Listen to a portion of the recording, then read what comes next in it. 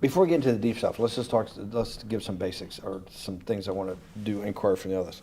Walk me through the Santa Fe Institute. What was it about the time of the math? And this was in the late 90s. So they're not going to hear me on this part, right?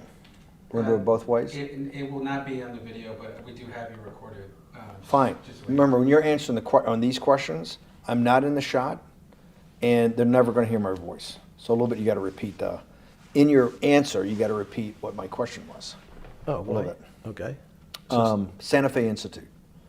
Why, when you're at the top of your game on Wall Street, do you decide to finance, which was at the time, or endow, or become the donor or sponsor, however you want to say it, for what was considered the most cutting edge group of mathematicians in the world?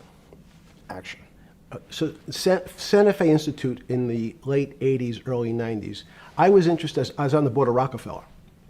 So that starts, Rockefeller, it's university formed by John D. Rockefeller to sort of give back to the community.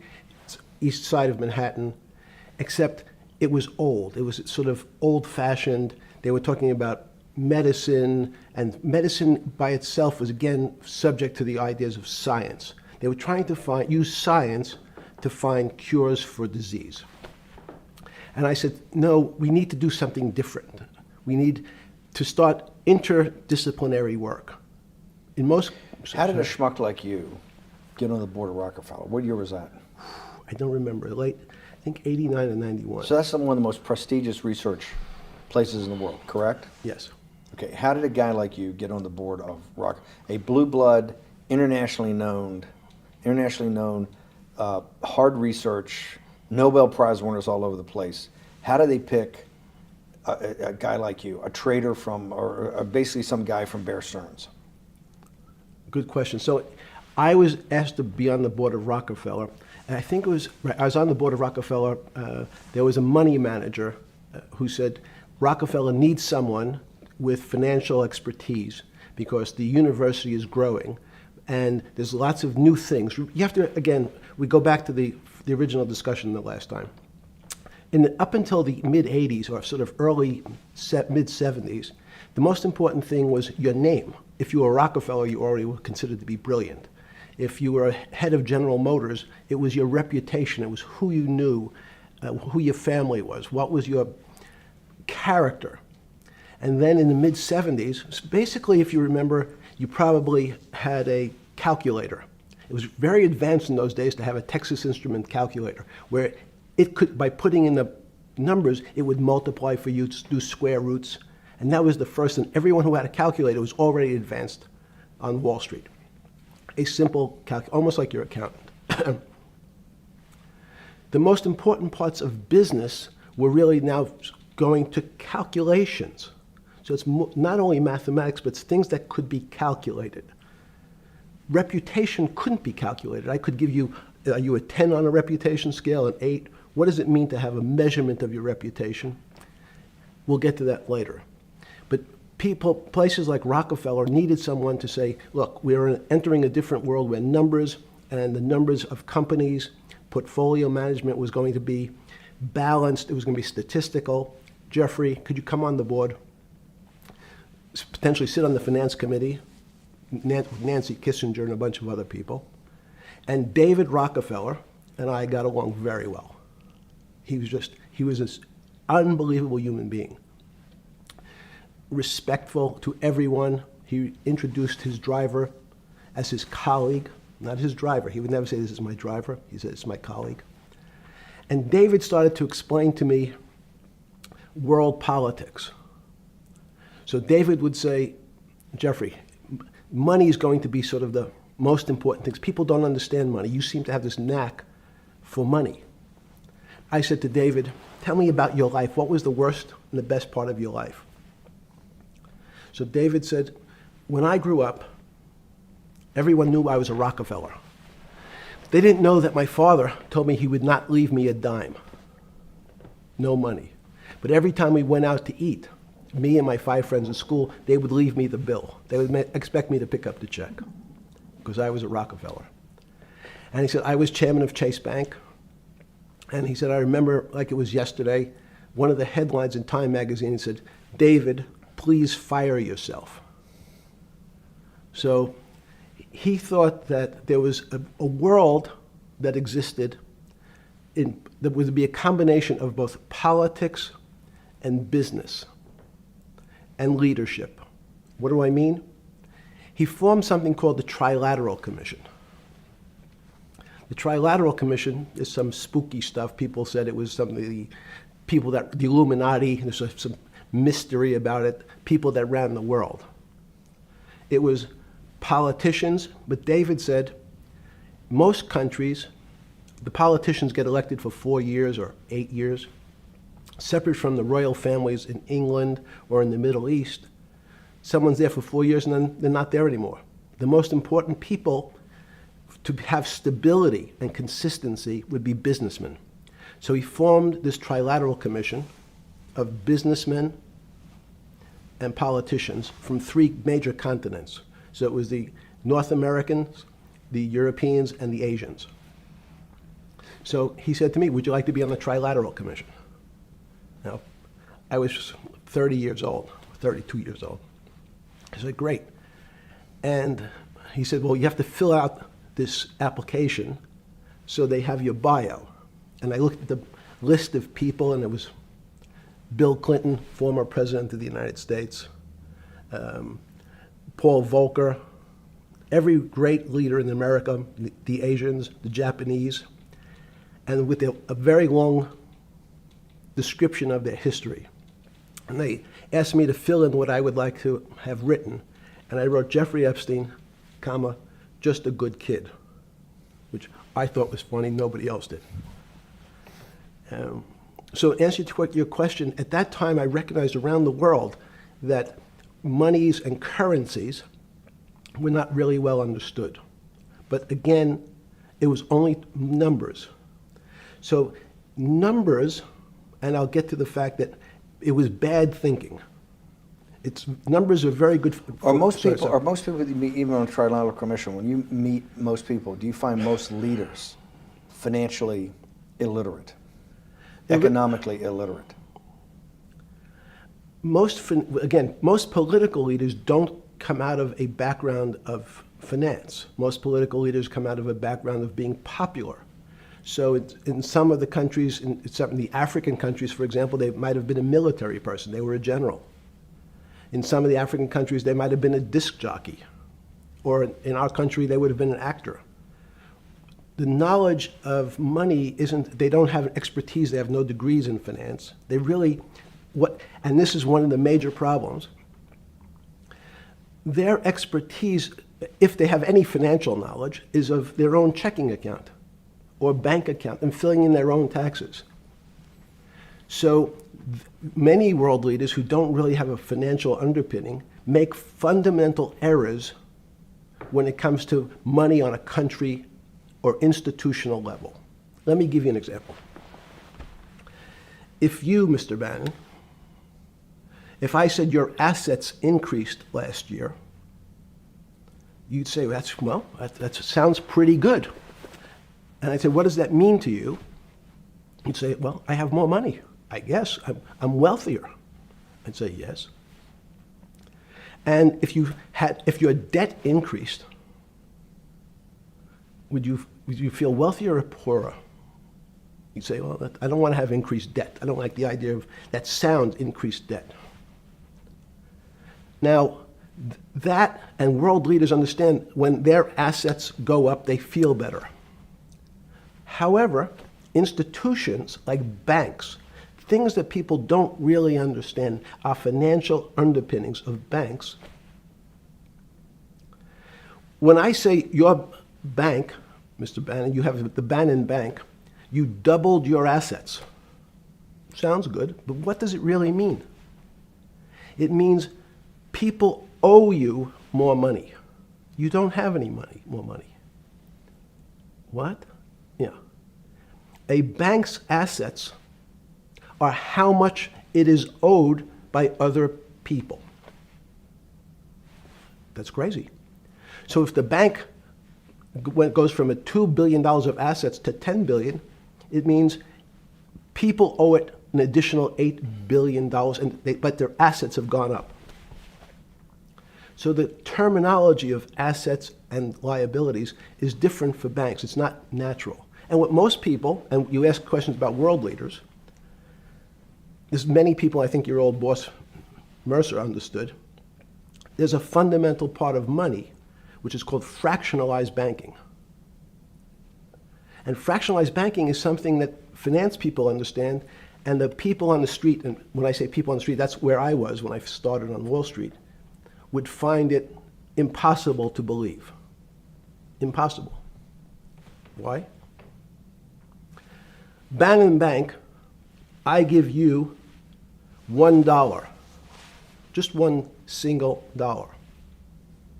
In our system of banking, I would say, okay, Steve, I gave you $1. How much could you lend out to your friends? And your natural reaction would be probably something less than $1 because I want to keep something in my pocket. The way our system works is if you as a bank are holding my dollar, you can lend out an additional $8 or $9. No, it's impossible. I only have $1, Jeffrey. We have something called fractionalized reserves, which is if you have 1, you can lend out 9. That's the way our system works. And so not only do world leaders not understand banking, but the man on the street, my father who worked in the park department, it would be beyond his imagination that people could lend out more money than they actually had in their pocket. Next question. But how did this, in understanding that, when you get on something like the Trilateral Commission, you're on the board at Rockefeller, which is the most advanced research. You get brought into the Trilateral, which is the elite of the elite. How, since you're only at that time 30-something years old. 8 years from teaching at Dalton, right? You're a Dalton. No, 10 years. 10 years right. teaching at Dalton. Yes. Walk us through. I mean, put us in the room. Walk me through exactly what it felt like. What it felt like being on the board at Rockefeller. You got these Nobel laureates, and you're sitting there making decisions, and you start to meet these people at Rockefeller. Now you start to meet these people at the Trilateral Commission. What did it feel like? It's a great question. So what did it feel That's like? what I'm in the business of asking. Yeah. What did it feel like meeting some of these people like Kissinger or Rockefeller? And those were two extraordinary people. But in general, I think the question, the people on Wall Street, I tell the story, the first day, one of the first days when I was in Wall Street, someone said to me, would you like to buy ATV? And I was looking in the brochure and I couldn't figure out what stock had a symbol of ATV. And when I finally said, well, I can't find it. And they said, what's the matter with you? Do you want to buy ATV? Which is, he was selling hot televisions, stolen televisions from the floor of the American Stock Exchange, referred to in common parlance as the televisions fell off the truck. So I knew what that phrase meant from Coney Island. But what I found was most people, be it in business, in normal life, or in the world leaders, don't really understand money. It is something they think about. They have a sense of what it is. They certainly want more of it. But they also make statements like, we want more money, but we don't want more debt, which just shows a misunderstanding of what money at its core really is. So most people don't, they want to make it, they want to save it, but to understand it intimately is not a normal characteristic. At the first Trilateral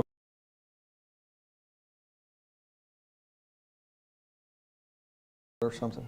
Yeah, good. You're good. Just give me approximate. You joined the Trilateral I Commission. think it might be And we'll be able to show we'll pull down the chart of where your name was, but just give me roughly when it was. I think it could be 90. I don't remember. Okay. Let's say early 90s. Yes. When you got on the Trilateral Commission and had the first, do you remember where the first meeting was? It was in Tokyo. In Tokyo. And at what hotel? I would like to say the Hilton, but it's probably not. And it's a 3-day, 4-day? Give me some Three-day event, and it walk me was through the whole thing. Speeches. It starts with a dinner. Just walk me through it. It was boring. You couldn't possibly think it was boring. It's It bullshit. was boring. You had to No, be stars sorry. in your eyes. No. Did you fly over privately? Yes, but it wasn't my plane. So it didn't count? No. You fly over. Yes. And And it was who were the first? Like when you first met those leaders, you had to be wowed. No. You're 10 years out of Coney Island. No, I'm not wowed by people of position. I'm wowed by people of great ideas. And I don't care if it's the bus driver. I don't care if it's the student I had who has teeth coming out Well, every these guys direction. have to have great ideas. They're the leaders of the three great continents of the world: North America, Europe, and Japan. No, many of these world leaders become world leaders because they're popular and they were able to get votes or they were able to convince people to vote for them. I learned later. Many of them were just good at what they did in terms of politics. Remember, world leaders are politicians in general. They're not scientists, they're not intellectuals, they're not great thinkers, they're great politicians. At the first Trilateral Commission meeting that you remember in Tokyo, sometime in the early 90s, do you remember what were the big issues of the day that they were talking about, and what did you think about it? Yeah, in fact, it was funny because they were talking about inflation, and they were worried that what would happen, how do you control inflation? And as a mathematician, I didn't understand the concept. I don't understand the concept today. How's that possible? Well, when you talk about most things to do with money, money is meant to be local. It's US dollars. Then I understand what it means. If inflation, it means my dollar today inflates, and it doesn't buy as much as it did a couple of years ago. The prices go up. I don't have as, it seems that everything is great, but in fact my dollar is shrinking in value. If you, and you're the financial genius here. I'm just a lowly M&A guy. Sure. If you let me finish the thought. Go ahead.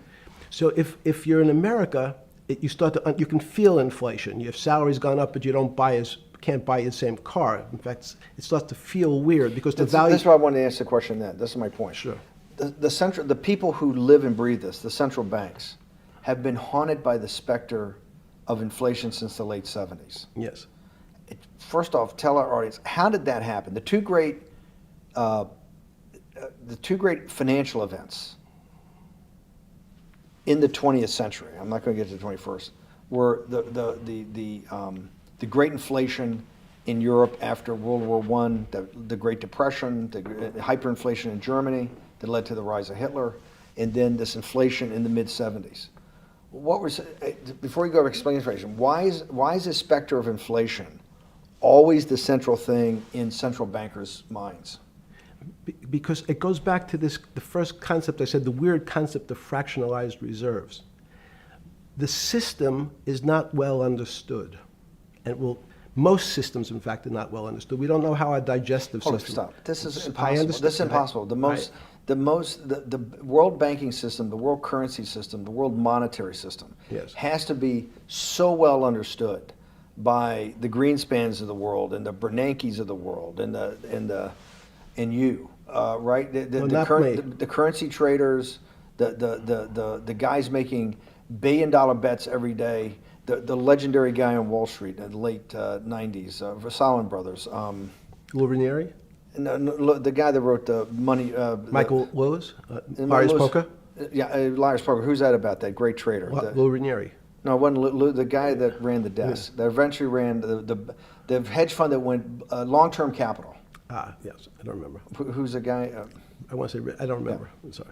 Lou Ranieri is big, but those guys have to understand the system perfectly. No, they don't understand the system.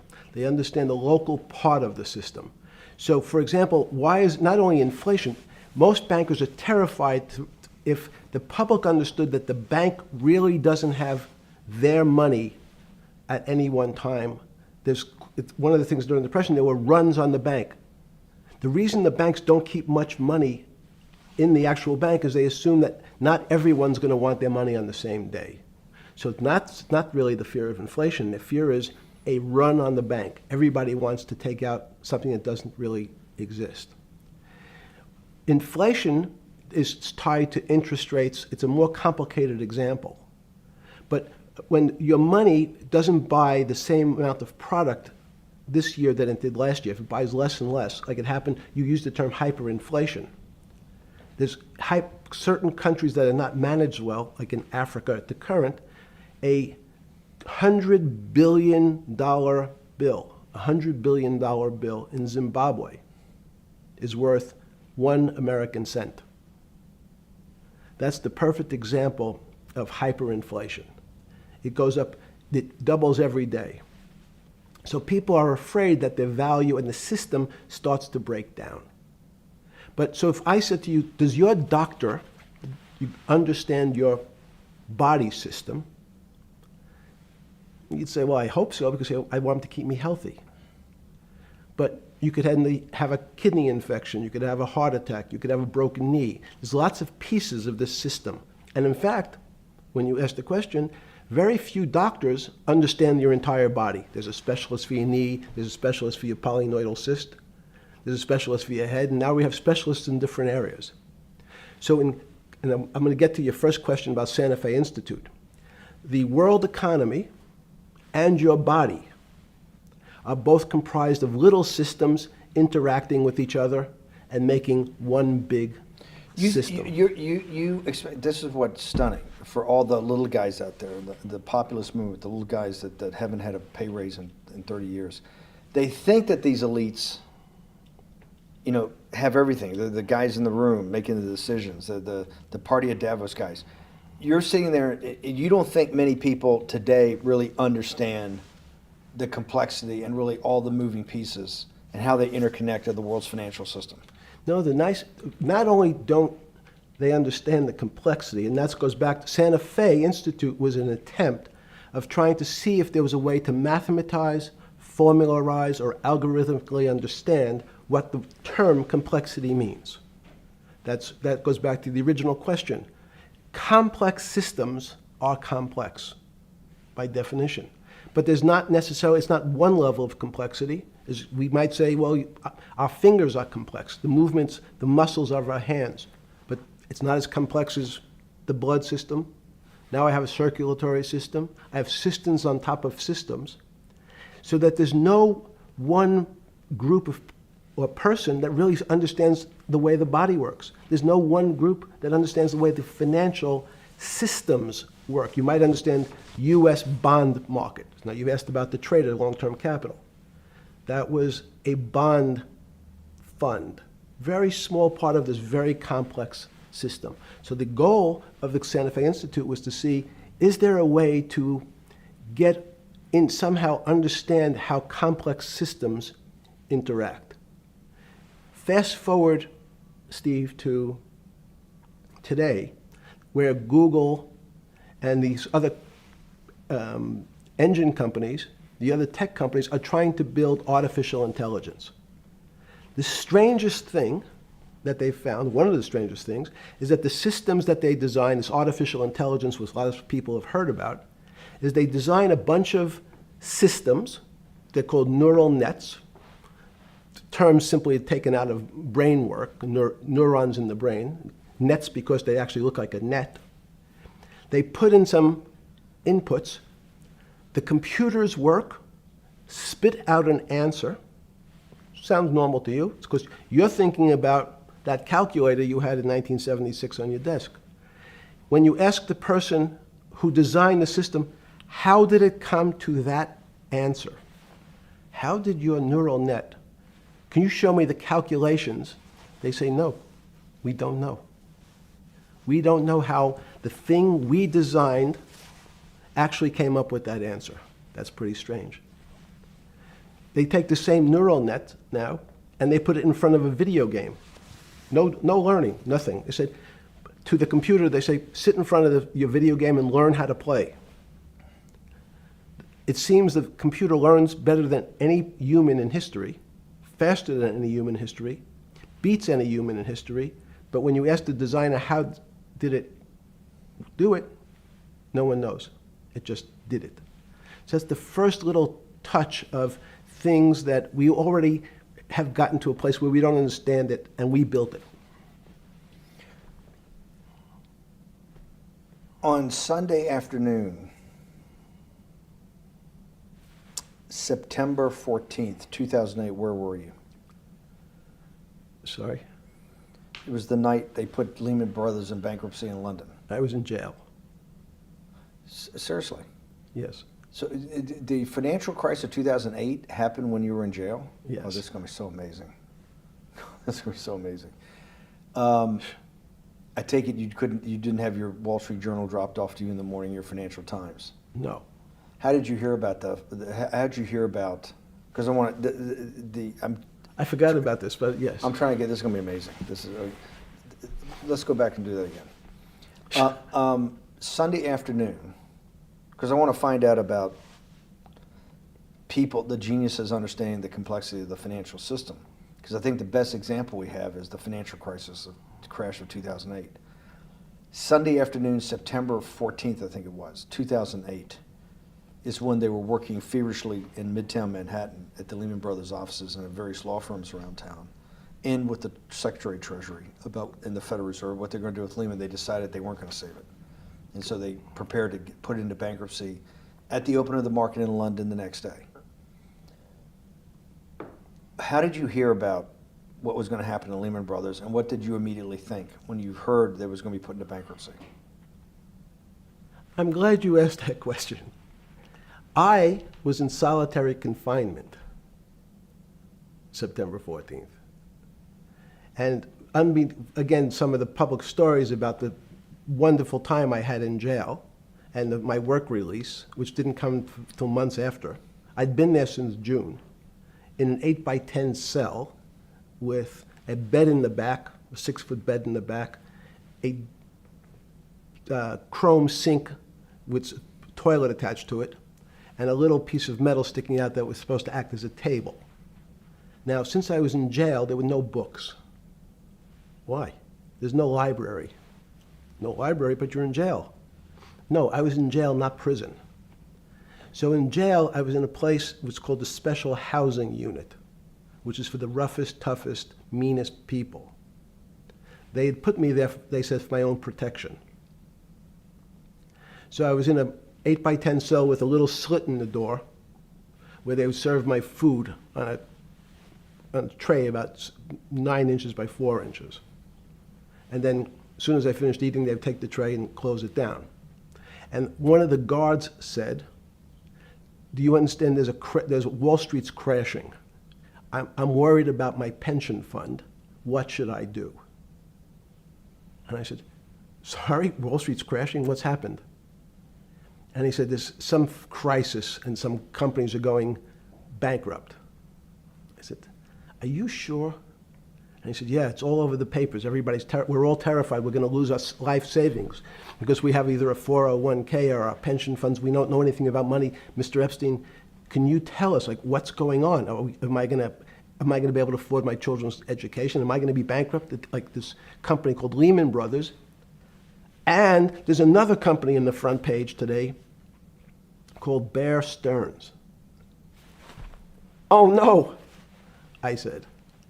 Why? Because that's the company I was a partner in.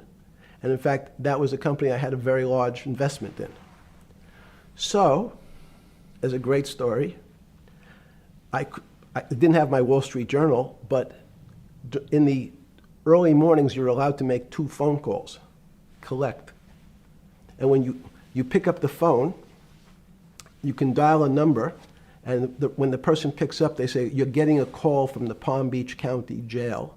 Will you accept reverse charges? And the person either says yes, and the call goes through, or the person says no. The person I had called was Jimmy Kane, the president of Bear Stearns. And I said, tell me what's going on. And so that my knowledge of the financial crisis happened with Jimmy, who was at the center of the storm, telling me about what Lehman had gone under, and they were trying to figure out a way, should they bail out Bear Stearns? Did it strike you at the time of the mess you had made of your life to be in a situation that you're one of the greatest financial minds in the world, looked at by world leaders and asked your thinking by the most prominent and important people in the world, and here you are in solitary confinement. You got to make a collect call to somebody. Did it strike you at the time how how all the threads of your life had come together and put you in a position, or you had put yourself in that position? No. So it never struck you when you had to make one of your 50% of your collect calls that day, you call the president or the head of the CEO of Bear Stearns. The biggest financial event in your life is taking place, of which one, every important person in the world would be seeking your opinion. Number two would be a once-in-a-lifetime opportunity to apply your craft. Number three, it would be a once-in-a-lifetime opportunity to make money if you were smart, and obviously you're smart.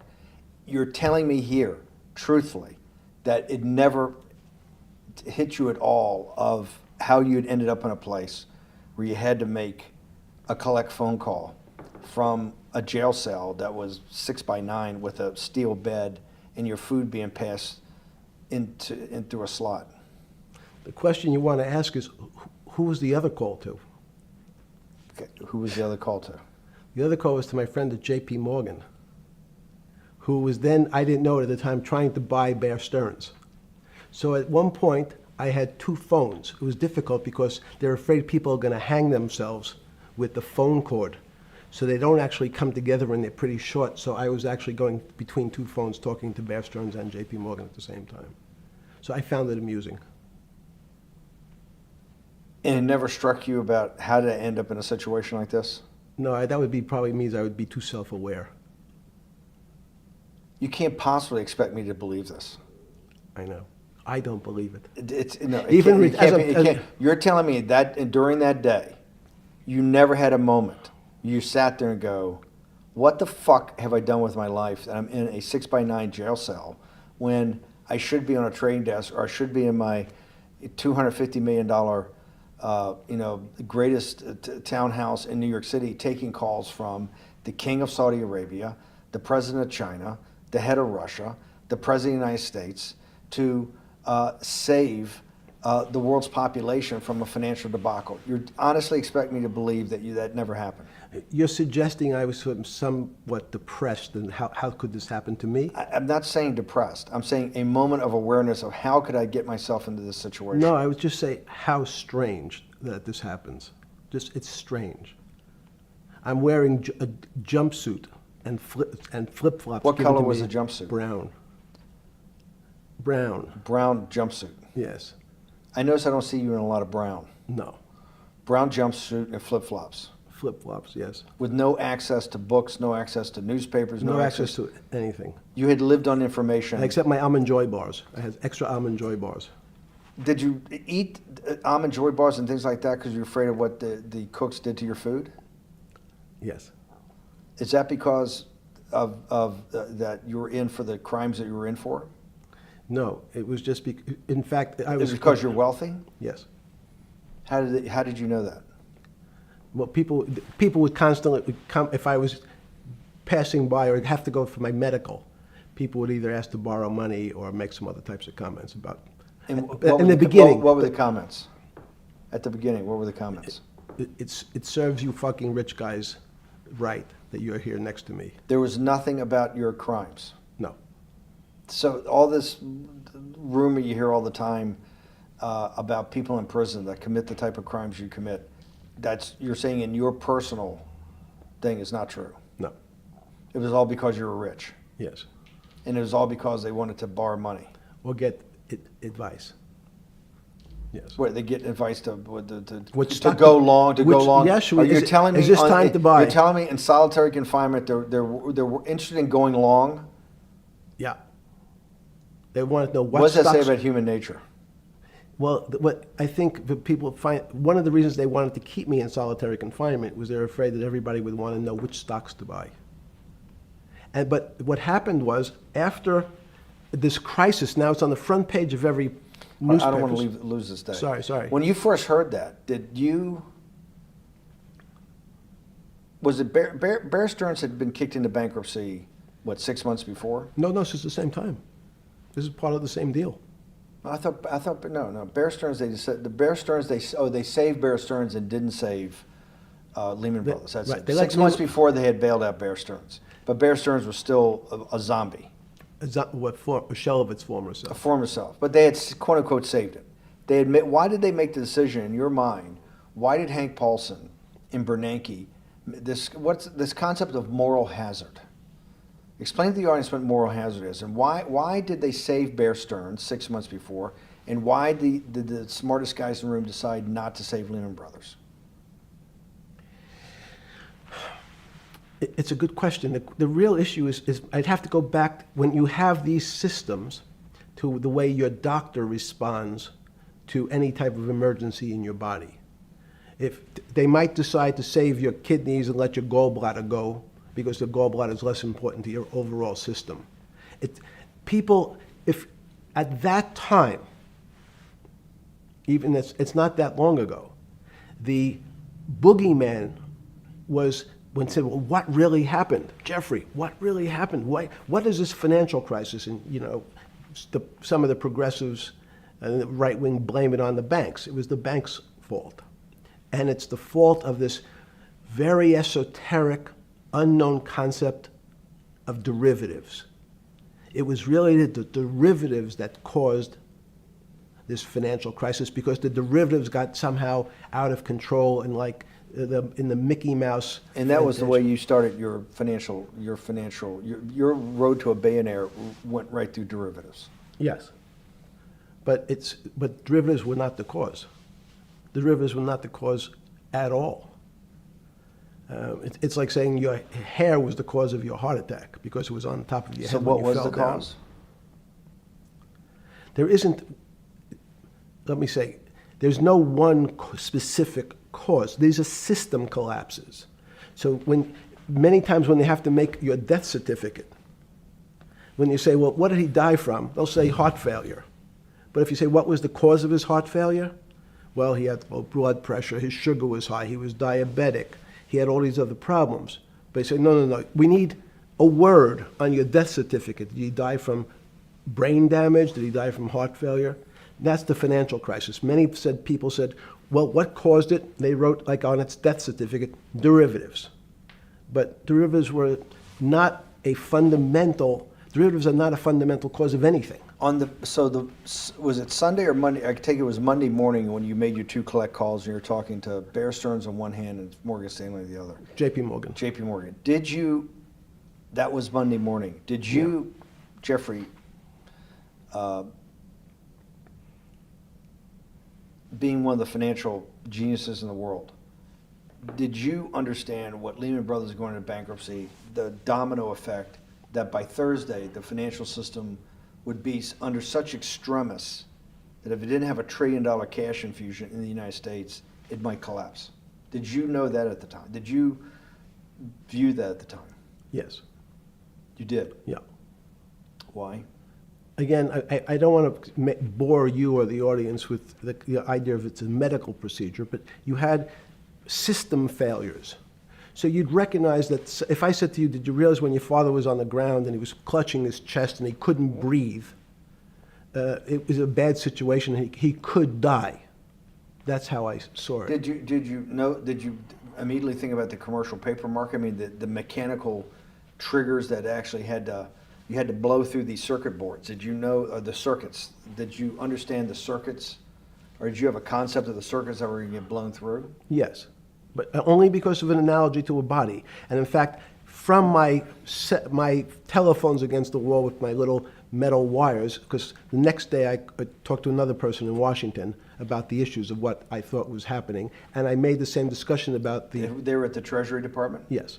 So in a 6x9 cell in... The phones were outside the cell. In Palm Beach County, California? West Palm Beach, Florida. West Palm Beach, Florida. This was your juice diet. West Palm Beach, Florida. West Palm Beach, Florida. West Palm Beach, Florida. You're making a call to Washington, D.C. to talk to some deputy secretary of Treasury. Someone in Treasury. Right. Someone in Treasury. Right. And that does not, the night before you go to bed, it doesn't dawn on you at all. You never have a moment of self-reflection that, how did I end up on this metal cot when I should be at the center of things? No, I had a telephone. So I said, I can talk to, it makes no difference where I am. In fact, I'm still talking to the same person if I was at my home in Palm Beach. But I'm the here in difference your jail. home in Palm Beach. I can dial my that's a own phone. That's bullshit. No, but you can also make 1,000 phone calls. Here you got to make one, and he's got to take. Think the how much charges. better that was. I had to decide who was the right person to call. That was unusual for me, because I would have called 20 people And before. what was the advice you gave you? I said, you have a sick patient, and it's very much like a sick patient in the emergency room. You can't think about it like your car. People in normal walks of life think about money and things as a machine. And unfortunately, so if your car breaks, cars are always easy to fix. My jets, my cars, if it breaks, I know it can be fixed because it simply follows the same pattern. If this part breaks, you replace the part and the thing works again. People and the financial system are not machines. They can't be fixed the same way. You can't simply take out put some more juice into the commercial paper market, and that's like replacing the carburetor on the car. It's much more, I have a patient who can't breathe, has a stomach problem, can't see, looks bleeding at the same time.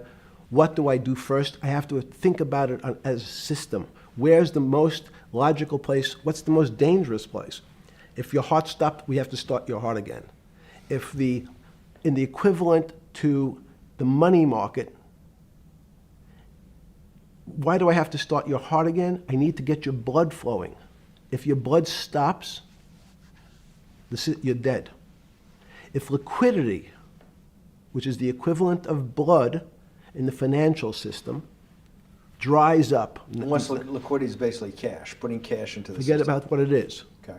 Liquidity is liquidity. It allows the system, it's the blood of the system. You need to pump blood hard into the body of the economy to keep it flowing. And if you're, especially when you're worried about someone dying, you're not going to be worried about the niceties of, well, you got the shirt dirty and there was some damage.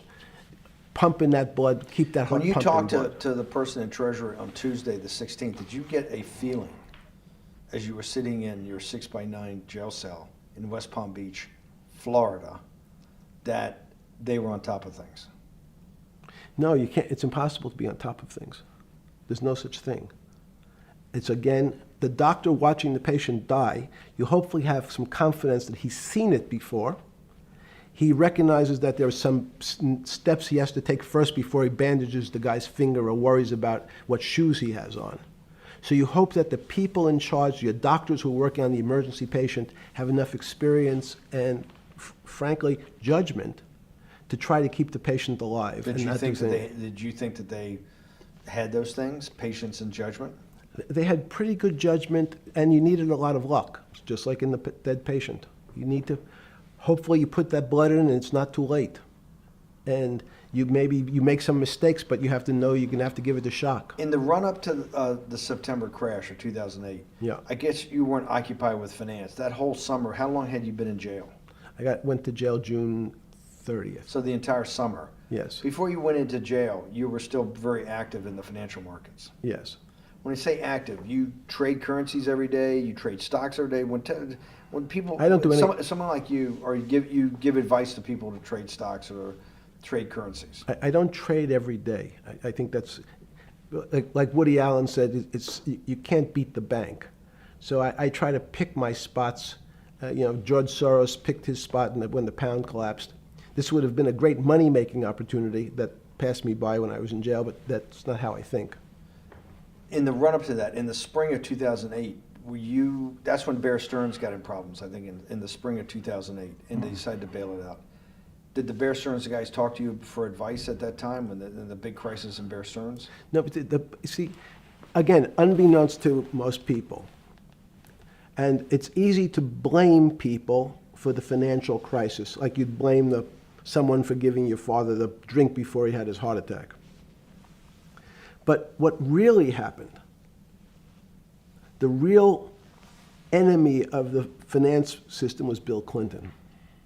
And if you ask me what and who caused the financial crisis, I would tell you it was Bill Clinton.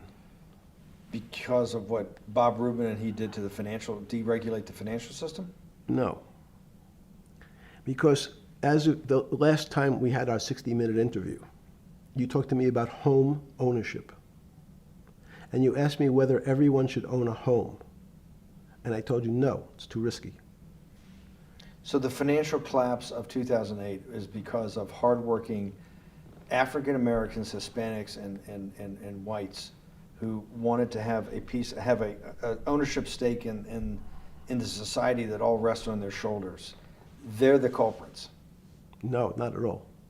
Okay, then I didn't say they were the culprits. I was pretty clear it was Bill Clinton. Okay. Why was it Bill Clinton? Because Bill Clinton wanted to get votes from those people.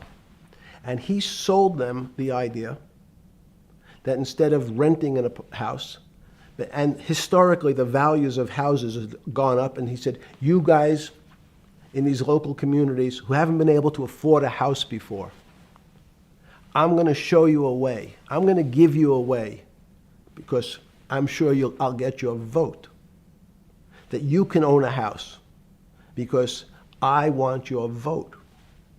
So what we're going to do is I'm going to let you buy a house, Mr. Bannon, when you really, you're right on the border, maybe, or not even on the border. Your credit is not good. Okay, let's be honest. And it's not my fault, it's not Bill Clinton's fault, but if whatever happens, at the moment your credit score or whatever it is, your credit's not good. Now, normally, you come to me and want to borrow money, I'm a bank, and I say, I'm sorry, Mr. Bannon, I can't lend you money because your credit score is not up to where it needs to be. Hopefully, if you work harder and clean up some of your problems, it will be. But no, what I say to you is, I'm going to figure out a way to lend you, not give you. I'm going to lend you money anyway, though you don't have a good credit score. And don't worry, I'm going to get rid of the term that you don't have bad credit. Bad credit sounds pejorative. You don't want to be a person. Sounds judgmental. Yeah, it sounds judgmental. So what we're going to do is we're going to call your credit situation subprime. Oh, nobody knows what that means. Subprime. That means prime is good credit. Subprime is not good credit, less than good credit. So we'll call it something that people really won't follow, and we'll tell you what. We're going to have people lend you money, though you are a subprime borrower, and I will figure out some government agencies to guarantee your loan, though I don't think you're a good risk. So the banks say, no, no, no, we don't want, initially, the bank said, sorry, this is too risky, Mr. President, for us. We're in the business of managing risk. It's not our money. It's the hard-working people's money sitting in our bank. We can't lend to people whose credit is not prime. You're asking us to lend to people who are subprime. And he says, here's the key, if you don't, Mr. Bannon, I'm going to make sure the Justice Department charges you with discriminatory lending because you refuse to lend to my subprimers. In business terms, you should never lend to. But what we'll do is I'm going to form an agency called Fannie Mae and Ginnie Mae, just another agency names. They'll guarantee your loan. So don't worry. Don't worry. You don't have to pay it back anymore.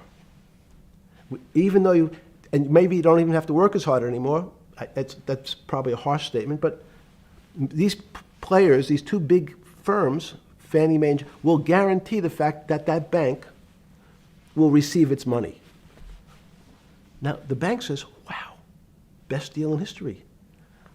I refused to lend to Mr. Bannon, but now he has the big brother, his Uncle Sam. He went to his Uncle Sam, and Uncle Sam says, I'm guaranteeing it. The bank says, I want everybody. Give me as many people as you can give me. Because Uncle Sam is the best credit in the world. Not only it's the United States government. We'll take it all. We'll take as much subprime as we can handle. Because it's the best investment for the moment. It's a strange investment because it has politics that has inserted its way into the numbers. Politics doesn't belong in the markets.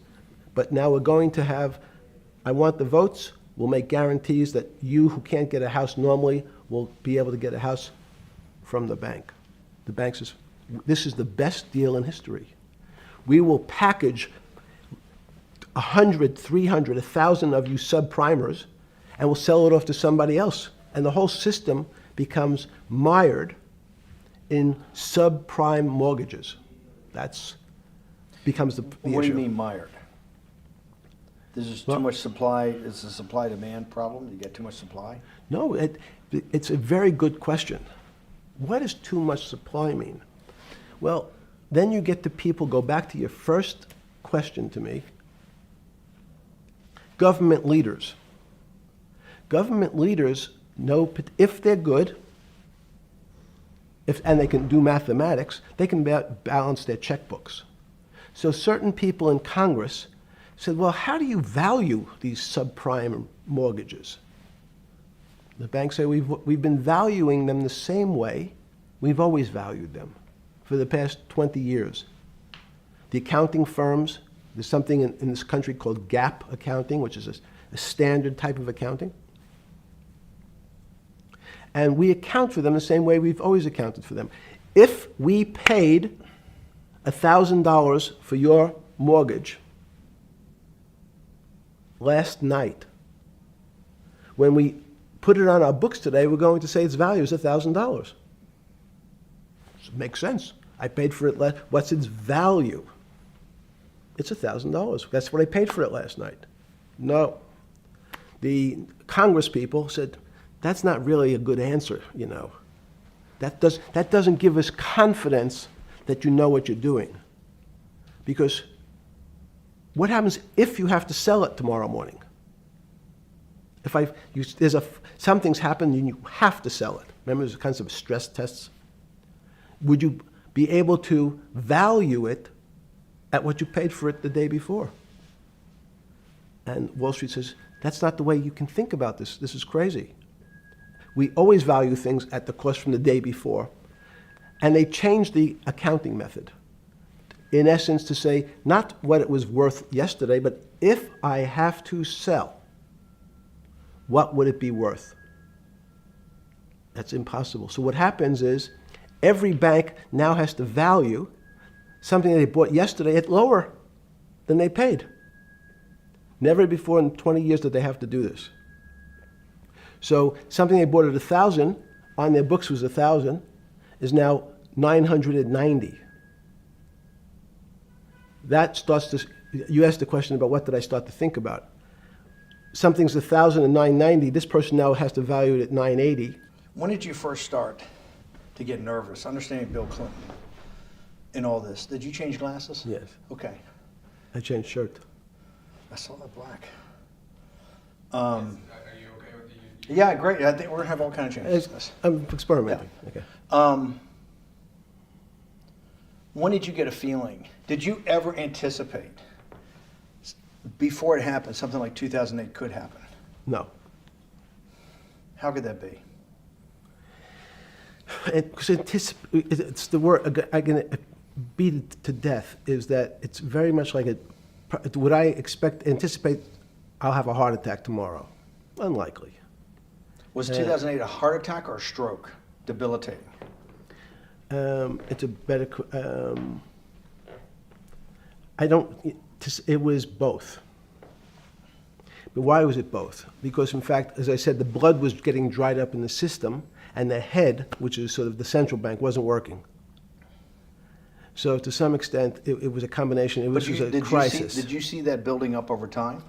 It's always been lurking in the background. I mean, if you have an older parent, would you say it's possible? Did you anticipate him having a heart attack today? No, you hope things are going to go better and maybe they'll fix it up.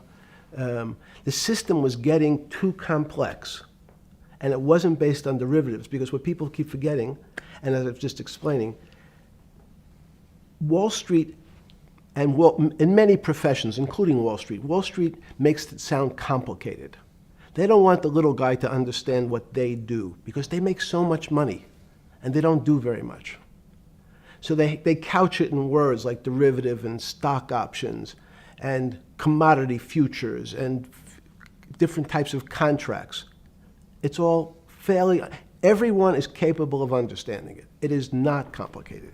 But Wall Street, because they make so much money from doing fairly simple things, needs to make it more complicated than it really is. We had a very big recession in the early 90s based upon real estate and Japan basically imploding. Let's again, Okay. you had a recession in the 90s. I don't know what it's based upon. It's always interesting to look back and say, separate from there's certain triggers, like there, in the 70s there was a... What do you think it was based upon, the 90s downturn? It's clearly there was a huge downturn. No, I know there was a downturn. That's what I know for sure. That's a fact. That's all. Everything else is sort of speculation about why did he have that? I understand that, but Sorry. there's some speculation that has 0% probability of being true, and there's others that have 90%. In the range, when you look at the range of alternatives of what could have caused it in 90, and what I'm trying to do is get you all the way up to 2008. Look, Sure. you're the smartest guy in the room, right? You know that. Do you think there's anybody in the world today? Oops, this is going to be a bad question. No, but do you think anybody in the world today, the Alan Greenspans, the Bernankes, is there any central banker you know, any partner of any Wall Street firm, any guy running a trading desk, and I would take it that would be, or anybody at a Larry Fink at BlackRock, Steve Schwartzman at Blackstone, the top 100 financial guys, and let's throw in a couple of Nobel economists, and let's throw in the best professors at Wharton, at Harvard, at Stanford. Do you think that there's anybody that understands money or understands the world's financial system as good as you? There must be. But it doesn't come to the top of the head. No. Okay, fine. Now It's that not now that I've gotten that, let's go back to 1990. In that arc from the fall of the Berlin Wall to 2008. Good. We started with the implosion in Tokyo of the Japanese economy, Japanese financial markets.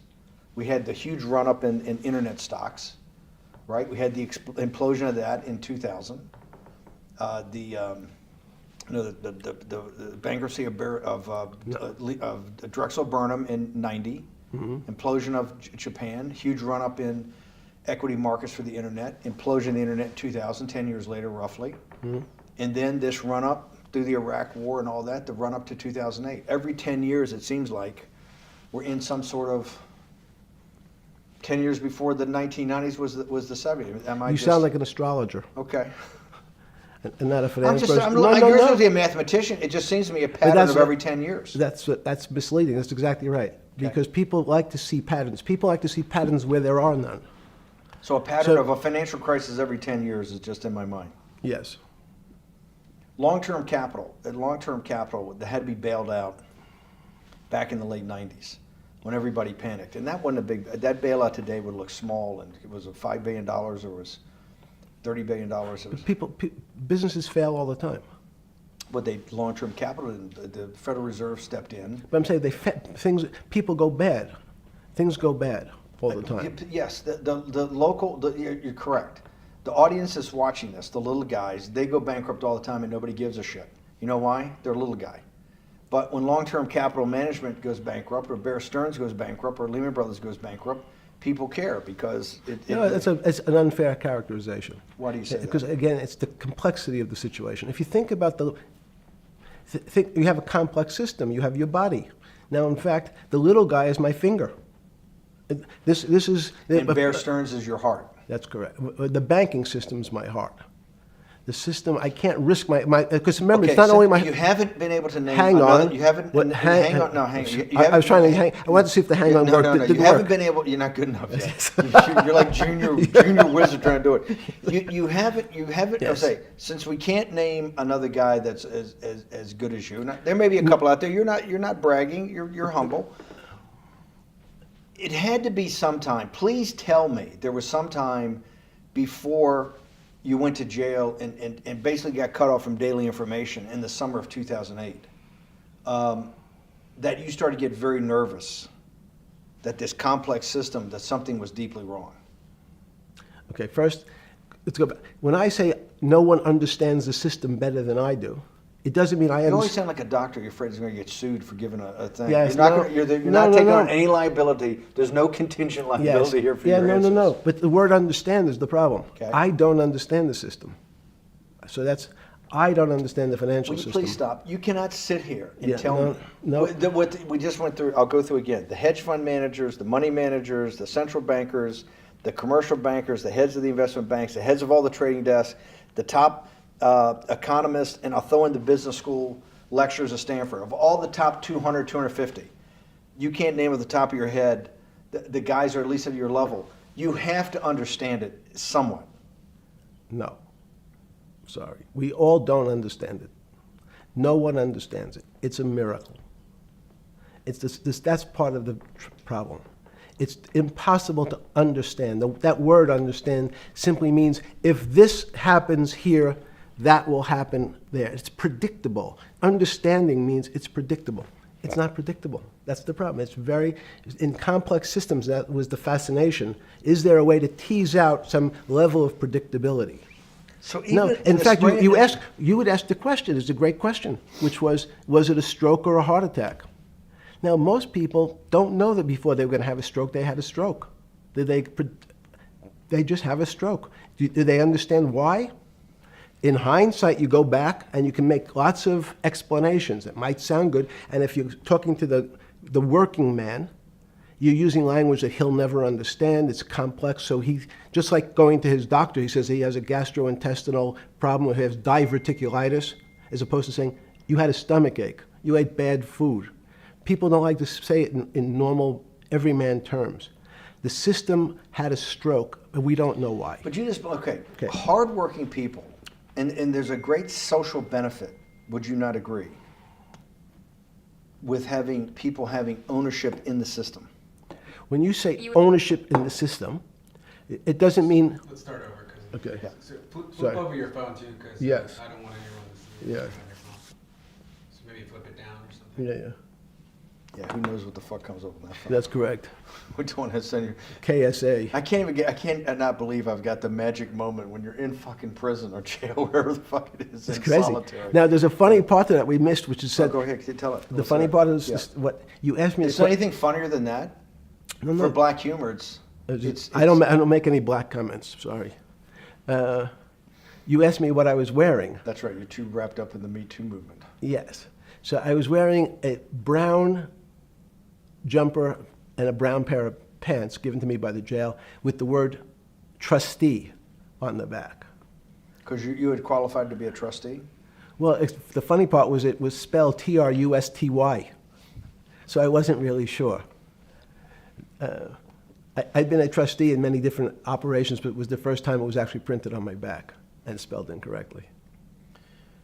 Probably had a higher level of being a trustee at that than you had at all the boards that you were trustees, right? Yes, right, because the trustee meant you get two devices to clean your toilet as opposed to one. Yeah, but it also meant that you had some sort of personal fiduciary own responsibility for oneself, right? In the jail, you mean? Well, that's what being a trustee is. That's where they give you two. Yes, you get two cleaners. I was a trustee in the jail because I was able to teach some of the kids to help them get their GED. So that's how they gave me a trustee job. There's no time. I got to go back to this because I'm like a dog with a bone in this thing. Yes. You can't. There's something deeply fucked up with you. At least something. Well, we know there are things deeply fucked up with this. You will get through in this film, Right. but you cannot possibly sit there knowing that you came from nowhere, knowing that you went to the very top of what is considered outside of science and maybe physics, the thing people most admire because it's like alchemy, understanding high finance. To sit there in what will be the defining financial crisis of our time, like Black Friday and or Black Yes. Monday, whatever it was, in the Great Depression, and be there at that exact moment, triggered in part by a firm that you used to be a partner in and knew intimately well, and it created much of your initial net worth because of, and know that you couldn't, someone who lives on a phone, right? Yes. Because you do live on a phone, right? Correct. You had to make just 2 collect calls. You cannot tell me sometime during that day you did not have that conversation with yourself of how the fuck did I do this to myself to put myself in West Palm Beach in a 6x9 cell with a metal fucking bed with a brown shirt that said trustee spelled wrong. So did I find it amazing that I was there? That's a Not better- amazing, and I don't want to say it was not Nope. funny. Oh, I thought it was. I wasn't funny. Right. But Not I- amazing. no, it was incredible. Incredible in what way? This- Incredible, like how do I do this to myself? No. It's as incredible as me sitting here in this house. They're both just 2 sides of the coin. That's how I think about it. That my life today is incredible. Do you consider yourself a stoic? No. I consider myself a hermit. Stoics are not very happy. Being a hermit then, being in that 6x9 cell, being in the cell qua the cell was not the problem, right? Correct. What was the problem? Eating the almond joy bars. Because you couldn't eat the food. No, right. And but remember, my life is. Did that ever strike you that I can't eat the food because somebody might have done something to it? I gotta live off an almond joy bar, 1 a day or 2 a day or whatever. How many ever sneak in a day? No sneaking in. Your 1 almond joy bar, it did not hit you at some time? How the fuck did I do this? No. Let's go back to the spring of 2008. Were you so wrapped up in your personal issues at the time you were not spending enough time on the financial markets, or were you deeply involved in the financial markets like you normally were? In No, the spring of 08? I was involved. So we're saying that the smartest guy in the room didn't see it coming. No, of course The not. bankruptcy of Bear Stearns, you just thought was a Bear Stearns problem. You didn't see it as systemic. I know you keep harping on it, but it's not. Because you're a mathematician and understand systems. I- It seems that anybody that understands that they had a systemic problem, you would at least be the first on the early search radar. If you're not going to see it, then I'm really afraid, because that means that I always assume there's at least a set of guys out there that have some sort of sense that something's not right. Imagine the guy who has a stroke or had the heart attack. When you ask him, did you feel funny the day before? He's going to tell you, yeah, I didn't feel right. Something was off. I didn't feel right. I had my stomach was right. I felt a little dizzy. I felt a little weak. But if you asked him that day before, do you think you're going to have a heart attack tomorrow? He'd say, no, I just feel a little weak. I'm a little dizzy. My stomach hurts. So these systems, and that's the issue of complexity. What complexity says is that, in fact, everything seems to go along, and people have seen it. One of the great examples of complex systems is sand dunes. In fact, the sand keeps building up. People have seen some, and all of a sudden, one more sand drop, and all the sand starts running down the hills. That's the way I see the financial markets. Well, you funded Santa Fe in the early 90s or late 80s? I believe it was early 90s. I can get back to you. But early 90s, Santa Fe was funded for the study of complexity theory.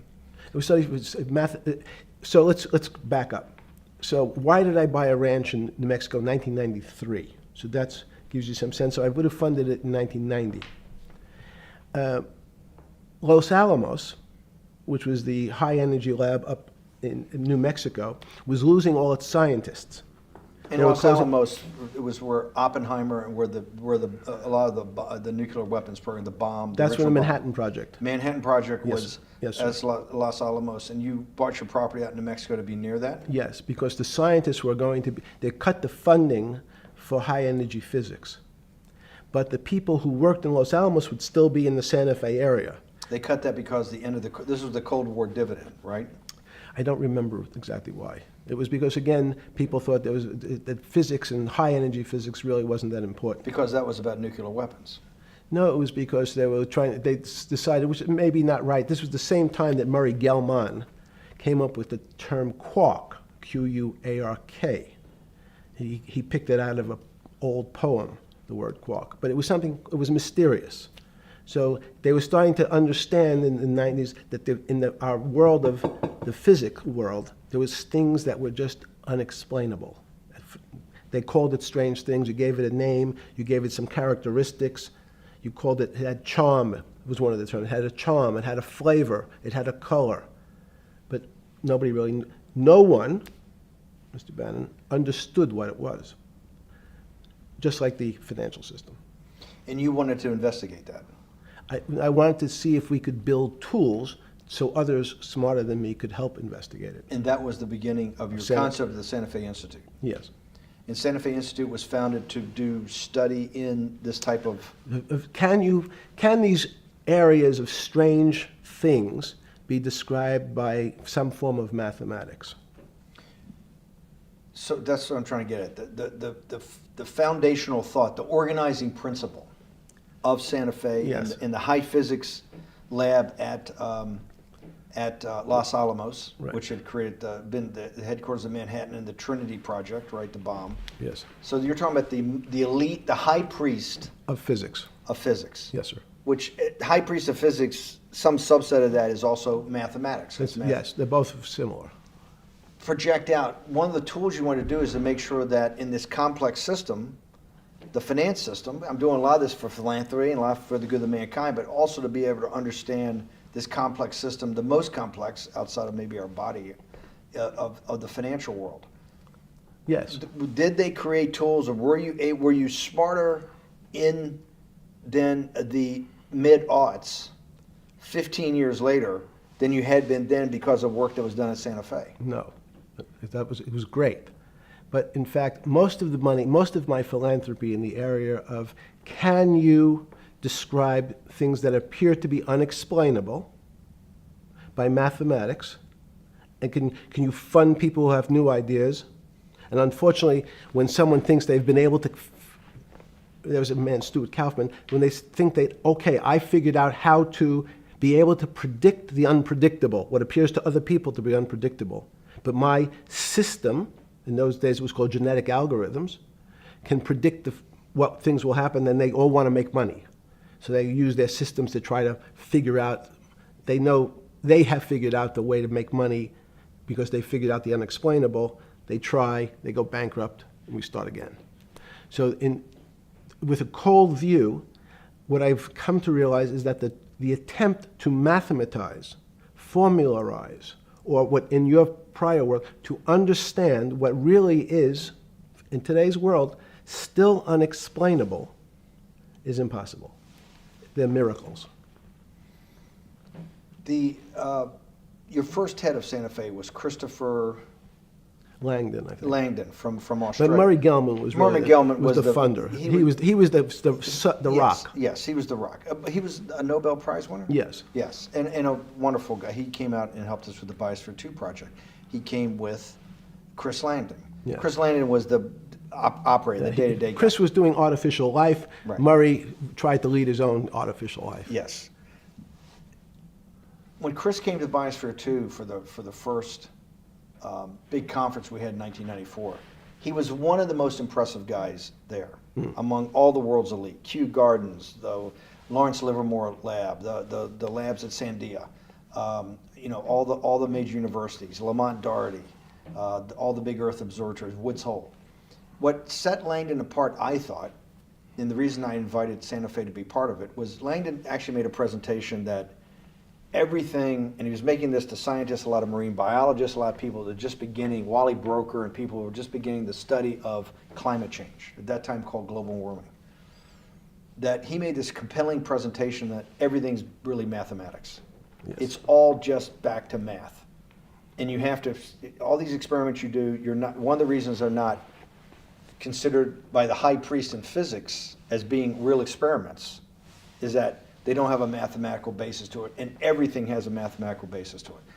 Langdon seemed like a radical visionary. What happened to that concept? You go back 350 years. So you have Isaac Newton, you have Leibniz. From move forward, you have people like Heisenberg and Gödel, and what every one of those mathematicians and philosophers came to understand is that there's something there's numbers can describe certain things, approximate certain things. But in fact, trying to put measurements and numbers on other things that are really unexplainable is folly. So 300 years ago, they said that unexplainable realm was God. And people who attempted, in fact, to explain the unexplainable, who said, yes, I understand the unexplainable, were charlatans. They were the occults. They were the astrologers. They were the con men. Alchemist. Yes. Well, no, alchemist was, in fact, they believed that there was a way to transmute one metal into another. In fact, they always wanted to see if they can create gold. There's no reason, if you think about it, they recognize that one metal is different than another metal because it has some additional pieces to it. It has additional neutrons or protons or electrons. So because they thought it was a machine, they believed it was a machine, if I can take 5 protons and add 5, that gives me 10, I should be able to get gold. Move everything around inside these systems, the molecules transmute one molecule into another, and if this molecule I've transmuted it into is gold, I'm a rich man. It's back to money.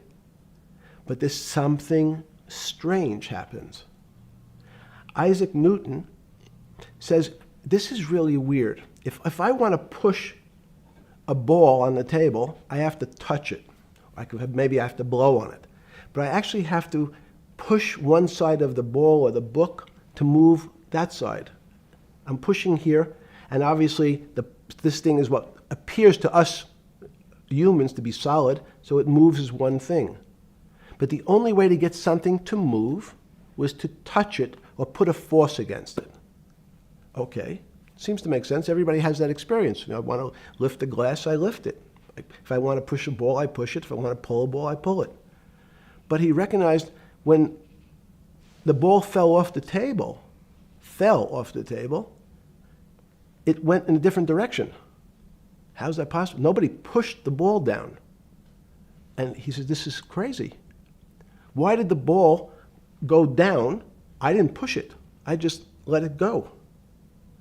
So someone's pushing the ball, because I know that I am confident that the only thing that gets something to move is with a force that pushes. So there's a force that's pushing the ball down.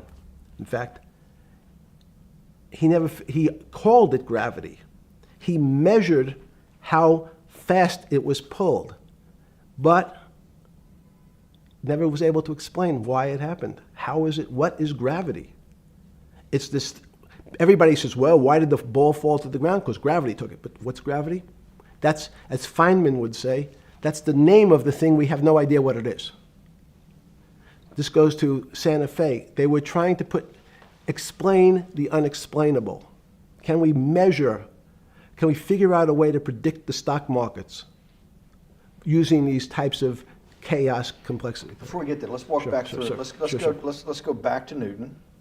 Sure. Pre-Newton and then Newton. What did Newton solve that for millennia up to Newton had not been solved? And then I want to go forward all the way to Santa Fe, what they were trying to solve. Let's start with just 2 or 3 of the basic guys, but let's go with Newton. What pre-Newton, it was what? And then why is Newton such a genius?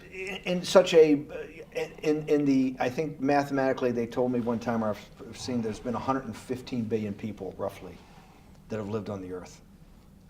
And of that 115 billion, Newton. Are you sure that's a number? That sounds a lot very high. We only have 7 now. I think in the history of the earth, I think I'll pull up the stat for you, but I think it's 115 billion people. They figure that probably is inflation. That's why you have lived on Earth. But he's one of the handful of the most important. What did he solve for? Why is he so important for how we live today? And then we want to go through Leibniz and the other, 2 or 3 other major ones to get us to Santa Fe. Well, it's a long journey. This is the heart of what we're trying to do. Let me take a bit of a detour just Okay. a second. What if you went to high school and the last year in your high school, you took calculus? So Isaac Newton sort of invents calculus. Well, that sounds invents, mathematicians. To torture seniors in high school before they graduate. Yes, but obviously, no, yes, the answer is yes. Certain people could never do calculus. Why is that? Why is calculus why is that the dividing line between, to me, people who can handle that and can go on to do certain things, and people just hit the wall, even if they know math? It seems to me that that calculus is the thing that changes. It bridges. That's because it's about the theory of change and the theory of how things change. It's a great question. But in fact, what calculus does is it's somewhat philosophical. That's why mathematics is Newton wasn't a mathematician, he was called a geometer. That's what they used to call themselves. They understood geometry and numbers. But there's an old conundrum where it says, during Pythagoras' days, Zeno's paradox it's called, where they said, well, if the wall is 2 feet away from me, and I take one step that's halfway to the wall, that'll be 1 foot away. And if I take another step that's half again, that'll be half a foot away, and then 1/4 of a foot. I could walk forever but never touch the wall. Doesn't sound realistic, doesn't make any sense in our real lives of the physical. But what Newton understood is many problems were like that. Many things approached the wall, or in calculus, approached the limit, but never really reached it.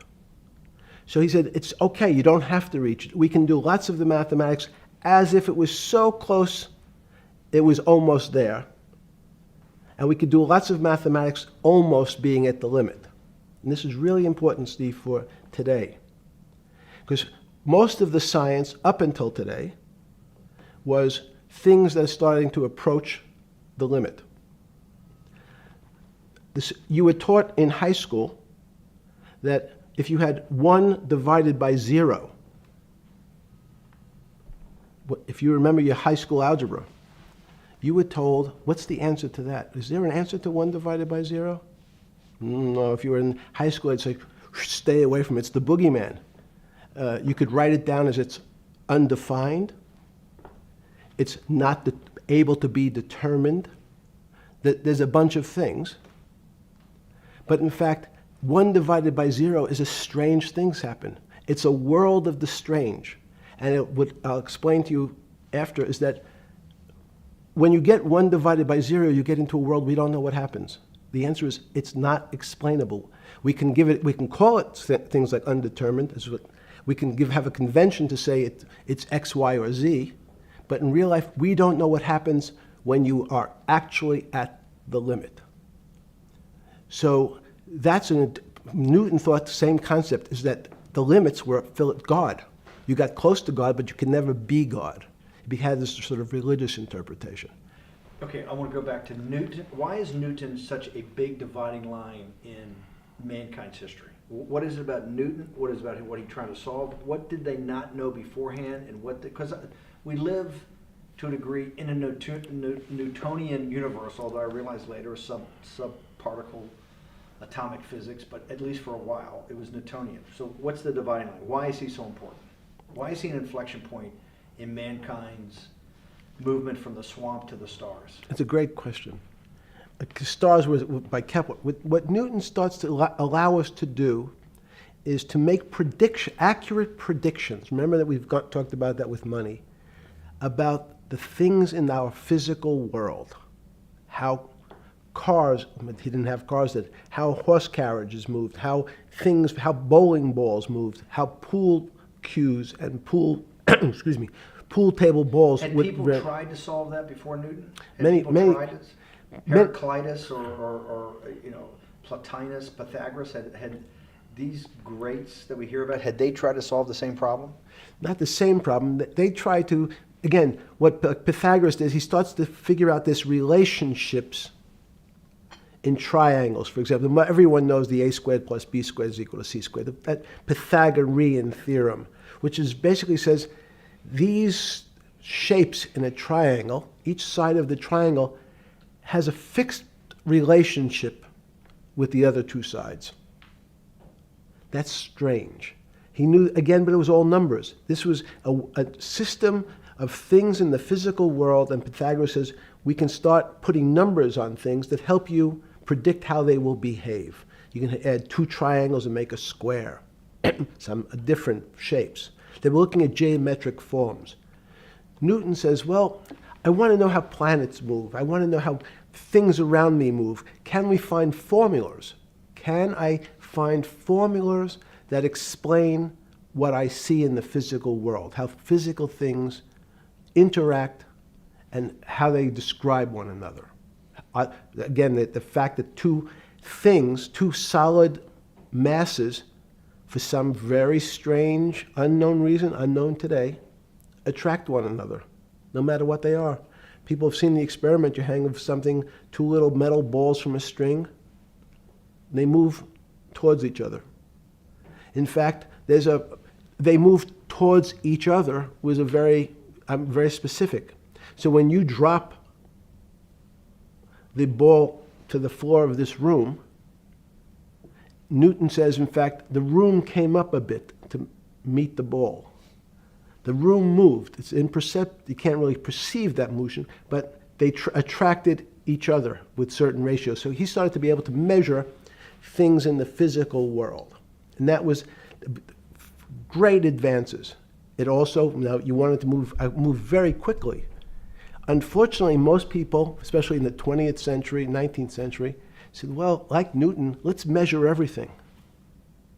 Let's measure people's behavior. Let's measure their psychology. Let's measure their health. You go to we can have my blood test. Let's measure everything. We measure Wall Street. Their voting habits. Measure, measure, measure. Can we put a number on how much I care for my wife? Can I put a number on how I feel? And we tried, unfortunately, we try to mathematize the finer things in life, and then recognize that there's things that, unfortunately, just fall outside. Schrodinger wrote a very famous book about what is life. He was trying to figure out a way, can he describe the difference formulaically between things that are alive and things that are dead? The answer is no. The things that are alive in my world are miracles, not magic. Magic has a bad connotation, trying to hide things. You don't believe in the spirit or the soul? That's what animates people, is your spirit or your soul. That's No. Have you ever seen someone die? When they die, their spirit leaves. Their soul leaves, no question. So in There's fact, no question to you about no that. question. There's no question to you that there is some animating life force within us that leaves when you're dead.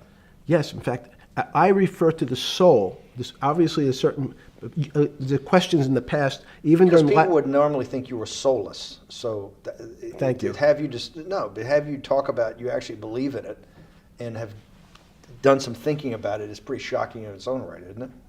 well, again, mathematics. Leibniz thought. So Newton was at Cambridge, and he was the head of the math department, right? He's a professor, essentially. Yes. But Leibniz, was Leibniz a German professor? Yes, but what Leibniz said is the soul is so strange because God took chemicals, which is simply the material, like tables, and he somehow made this material able to have a thought. How strange is that? Not only does it have a soul, but some way it was put together that this material substance is able to think. So when you say to me, it's obvious to everyone that there's such a thing as a soul.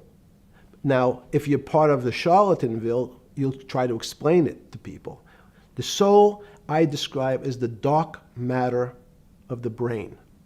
Why is it dark matter? Because in high energy physics nowadays you hear terms of dark matter, dark energy. Again, terminology, it's a complicated term. Why is it dark matter? Because we can't see it, that's all. What do you mean you can't see it? Well, somehow we see something moving towards this area of darkness. Something, I can see this thing. This appears to me to be empty. It's just black. But I see it being drawn this way. So I say, well, I know if this were matter, that would follow that equation. If this was solid, it would explain the way this particle moves. But I can't see anything here. So I'll just call it dark matter. And I'll say, I don't know what it is, but it behaves as if there was something there. The soul is obvious to everyone that there's something different between things that are alive and things that are not alive. But we have no idea what it is. It's currently unexplainable. I believe we need an entirely different system of analysis to try to figure out. But Sorry. No, with Newton, with all his alchemical studies and things he worked on the spiritual side, Leibniz had just talked about the soul, Schroeder talked about what is life. If a modern scientist or someone that you funded at MIT or at Harvard or one of these things talked in those types of terms, they would be considered to be a wingnut today, wouldn't they? They would not be on the path for tenure, right? Unless they were in the philosophy department. This is exactly my point. We're talking about three of the greatest mathematicians in mankind's history that have really changed mankind. Talking like this, what happened? How do we get to a situation where they could not be in the high physics, they could not be in the mathematics department or working in high energy physics? Good, it's an easy answer. Newton was a combination of mathematician or geometer then and philosopher. And as time went on, those disciplines seemed to move apart. We had philosophy. Some of the philosophers can't do math, and some of the mathematicians. And again, mathematicians often break into two categories. People that solve problems. Those are more like geometers in the old days, just problem solvers. And then there's thinkers, theoreticians. They're more like the old movement towards philosophy. But neither one of those two groups have been able to figure out why something is alive as opposed to something that's not alive. No one's been able to describe what the soul is, but we all know it exists. And I think what we need is science is a bad word. I think science only describes the things we already know about the physical world. In fact, there's an argument that the physical world that we see has been created out of our systems of mathematics. Mathematics, everyone knows mathematics describes the physical world much greater than it should, unless my view, the physical world really comes out of conscious beings that have mathematics. So they create it. This table appears to you and I to be solid. To a bat, because we have light that's bouncing off the table into our eyes, it appears solid. If instead of eyes that responded to wavelengths of visual light, our eyes responded to radio waves, the radio frequencies, it's not different, it's the same type of frequency as light, but different speeds, the table's invisible. We know that our phone works in this room. So the waves are coming through the windows, the waves are coming through the walls. So the walls are invisible to that type of radiation, that type of energy. The walls I can see them because my eyes, a physical system, determines that the walls are there.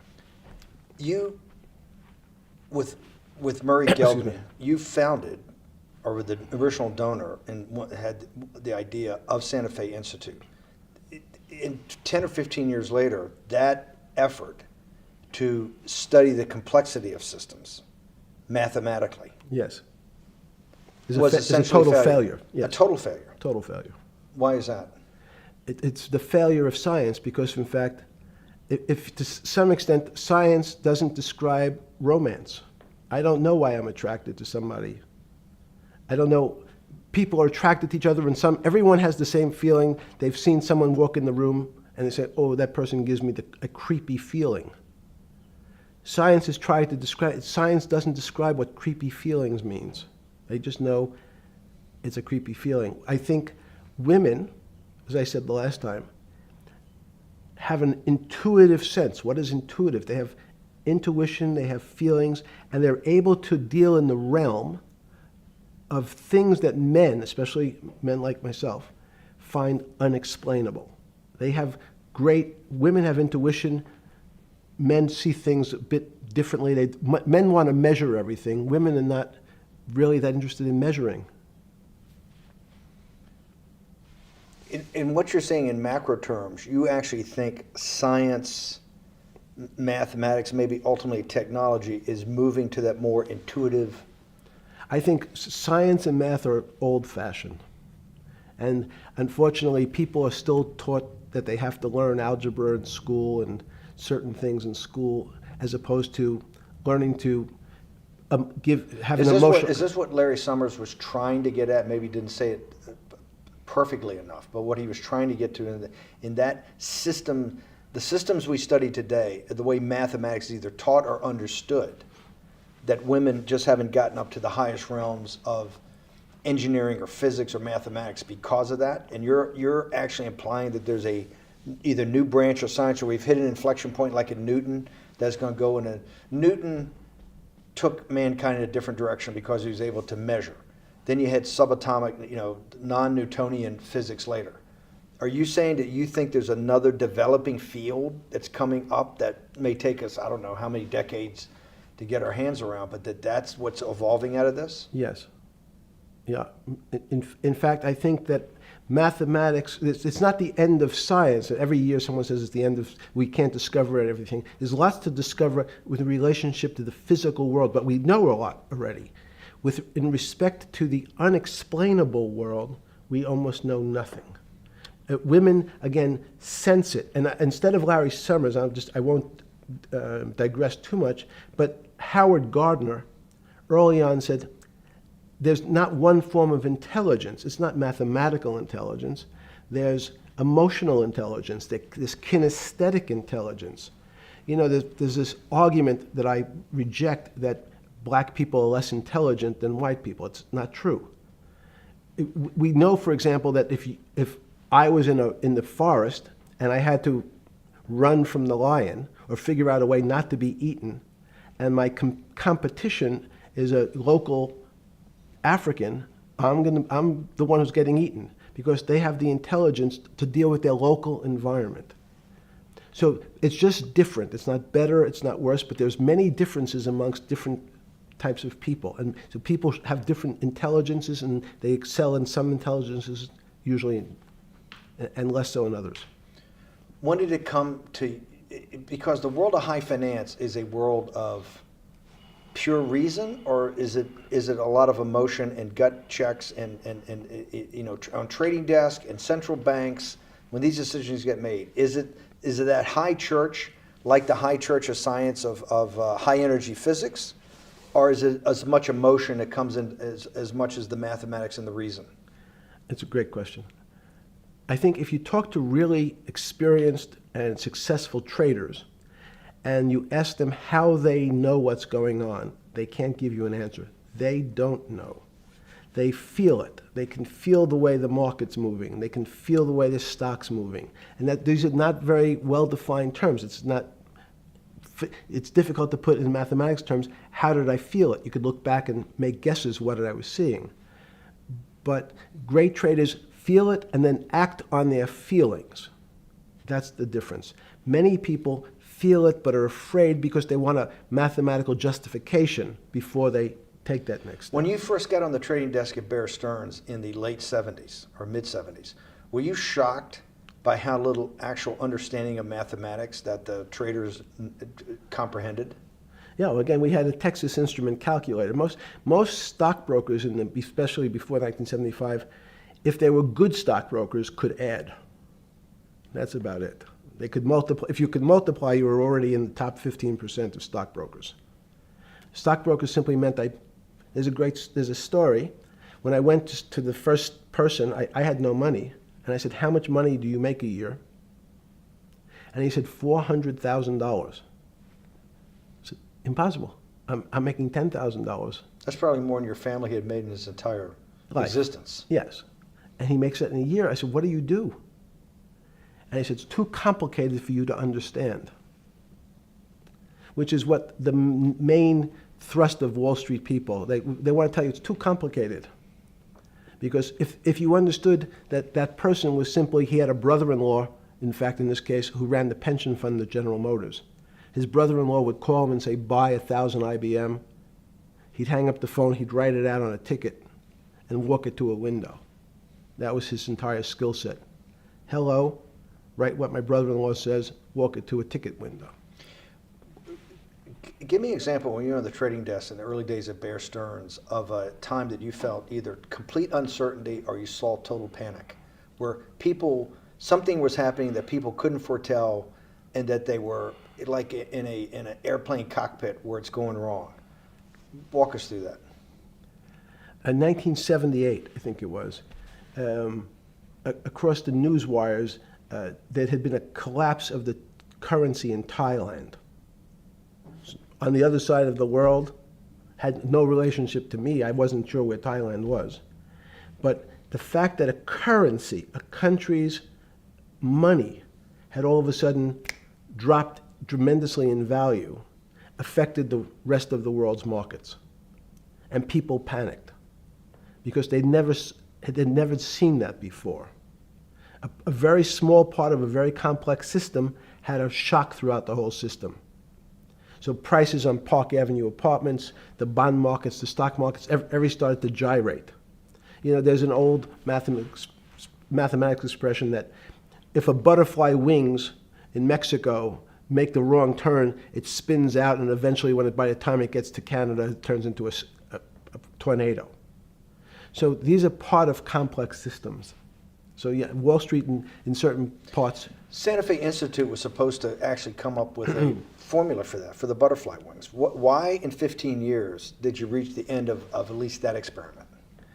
Every attempt to, that's why it's so exciting now, because I think certain people are starting to realize that there's so many things that are unexplainable that we have to think about them differently. Music is a great example. It's a common man's example. You know, when you hear a certain song, it makes you feel a certain way. How does it do that? We don't know. We can't mathematize it. And even that music, Steve, nowadays we compress music. When you have a violin, it's compressed onto your iPhone. So what does compression mean? I'm taking lots of information and I'm cutting it into lots of pieces and squishing it together. And when I squish it or compress it, I have to take out lots of pieces, but I say that they're not very important pieces. It's those pieces that we take out when we compress data, to me, are the most interesting parts of life. You just said a while ago, part of this new search for science may go back to when people were actually talking about a soul, and you said there's no doubt in your mind that there is a soul.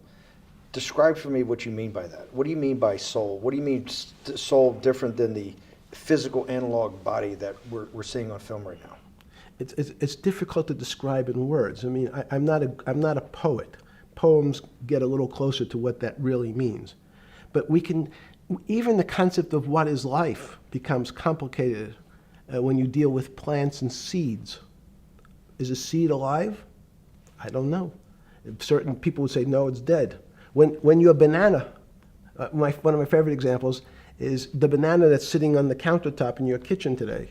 Is it alive or dead? What do you think about human life? What is human? Tell me about human life. But your banana is alive. That banana is breathing. It's on your. You say that's impossible, Jeffrey. No, it's not. Is the banana conscious? All these words. These are words. So everyone's trying to fit a very complicated concepts into a very small box called conscious or alive. These don't fit in that way. So if you put your banana in a bag and put another fruit in with it, the fruit ripens faster because the banana breathes with it. We don't understand most of those things. So you asked the big question. Sorry. You talk about the life. What about human life? What about it? Tell me what do you think? What do you think human life is? It's a miracle. It's a miracle. And when I say miracle, I can't explain it, and I make no attempt to explain it at the moment. We don't know how to think about it. And anyone, and again, another one of the Feynman quotes when he was talking about quantum physics. He said, anyone, Jeffrey, who says they understand quantum physics and quantum mechanics and quantum behavior, you know they're lying. Let's talk about it. That's post-Newtonian. Talk about what's the difference, who founded quantum mechanics, why is quantum mechanics taking Newtonian physics and taking it to the next level? It forms a much broader category. Let's go back to this desk. You use the thing of Newton using this desk. Why can't Newton's theory explain everything? Why did subatomic quantum mechanics or quantum physics have to come in to explain this? Well, so let's go right back to square one. Why is it called quantum physics? So quanta is a word that simply means packet, small amount. So it's quantized. So we recognized, when we recognized that this table appears, another very complicated word, solid to us, it's really made up of molecules or atoms. And atoms, we've given lots of names to what some of the behaviors. If you were in school, when you and I were in school in the 50s, the model was a little center thing in the middle, and an electron went around and around it. It was seen as a ball that went around and around it. And as we started to look at, say, well, let's see what this ball looks like. I want to be able to examine that little thing called an electron. We found that there was nothing there. There wasn't the thing. It was simply a cloud of energy that we can call an electron. So we already started to see mysterious things as we go into very super small quantities, quantum physics. So quantum physics started to go into the very small, and at very small distances, we see things that we can't explain. We just cannot explain. How am I doing on time? 4 minutes. Fine. And to summarize, no, sorry. Let's go back to human life. When do you think human life starts? It's not these. So you see, this is the question. You're asking me to measure something again. It's the disease. It can't be measured. You just hate making commitments. That's why I'm not married. I'm peeling this onion back a layer at a time. All your bullshit and happy target can't be measured like that. Is that to say measure it's a commitment. You don't even like a commitment when you answer a question. I don't. As know. they say in golf, commit to the shot. I don't know what it means to be measured. You do know what it means to be measured. You're one of the leading currency traders, hedge fund guys, or stock market financial wizards. You're in the high priesthood of high finance. You certainly know how to measure. That's why you're a billionaire. Any other answer besides that is total and complete bullshit, and you know it. I know very few things. You know things can be measured. You measure every day. You weigh and measure every day. You weigh and measure people. You weigh and measure leaders. You weigh and measure economies. You weigh and measure politics. It's a very good. You weigh and measure. You weigh. Hang on. Your whole life, in fact, is measuring. So what you've now done is a great thing, is you've used the word measure, a mathematic term, in the common vernacular and abused it. So I don't even recognize what it means. It's so abusive to my field. Why? Let's go to that. In mathematics, measure means what specifically? There's no specific. It's an approximation, or giving something a number. Einstein said, we're not asking you to go to the ninth decimal point. Oh, you didn't say that before. No, you're not going to the ninth. I don't even. What if I say measure how tall are you? You'd say in your case 6 foot. 6 feet. But is it 6 foot 1 inch? Give or take, between 5'11" and 6 feet. But what's that? But I want. So the question is, I want an accurate. I got Zeno's paradox. I don't even know what it means to measure you. Am I measuring the top of your hair, the top of your skull, the finer, the more. You're being rabbinical. This is like. I shaved my beard off. I used to be rabbinical. No, my point is, isn't that going through the Torah where you're parsing every definition? No, so, however we broadly define measure, your life literally is about measurement, is it not? It's about putting numbers on things so that I can try my best. That you can call it whatever you like. If that Well, that what do makes you ca- feel what- better. What do you know? No, Because I I'm wanna trying make to you relate it happy. back to your scientific inquiry. No, even a number. People don't. A number is a complicated When did thing. you come? When did you come to this inflect? When did you come to this aha moment? Was when it was in your solitary confinement, when the biggest financial crisis in world history was going on, in your 7x9 jail cell with your metal bed and your two brushes because you were a trustee with the brown uniform on, trustee spelled wrong.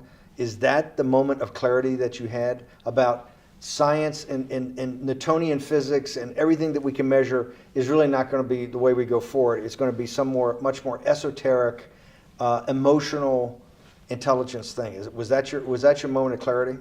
I wish it was, because it would make such a great story for this interview, but it's not. It's the fact that I lead such a privileged life to come across. But when did you? If it didn't happen then, when did it? Or did it happen before? I was then? going to hopefully Okay. get to the. Okay. I'm in a privileged position to have some of the world's smartest people come to my house and tell me what they think about different subjects, and I finally realized that the thing that they had most in common was there was this area, no matter how smart they were, that when I asked them the questions, they said they'd have to resort to a 500 or 1,000-year-old response to that question, which was, I don't know. You know who else found that out? Socrates. That's what Socrates kept doing, right? Socrates kept asking all the experts. He would go through, question after question after question, and realize at the end they didn't really know. They really didn't basically understand what they were talking about. And one of the things that people won't enjoy, it turns out that potentially one of the bad things to teach children is how to write. Writing, reading, and arithmetic everyone's supposed to be taught. But writing forces you into a very narrow channel of thinking. You have to write in a certain form, in a certain way, in a certain linear pattern. So your thinking becomes somewhat narrow. The reason I brought up writing is one of the recent discoveries of mine with respect to Socrates, Plato, and Aristotle is they never wrote anything.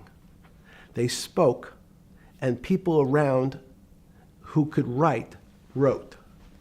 Socrates could think. So that was. Jesus of Nazareth was the same way, right? Never wrote anything. I thought he was a carpenter. He was a carpenter. Didn't he need like a little carpenter's tonight? I don't want to get that. But at least his written record. Right. One last thing. Sure. Thank you for having me to your house.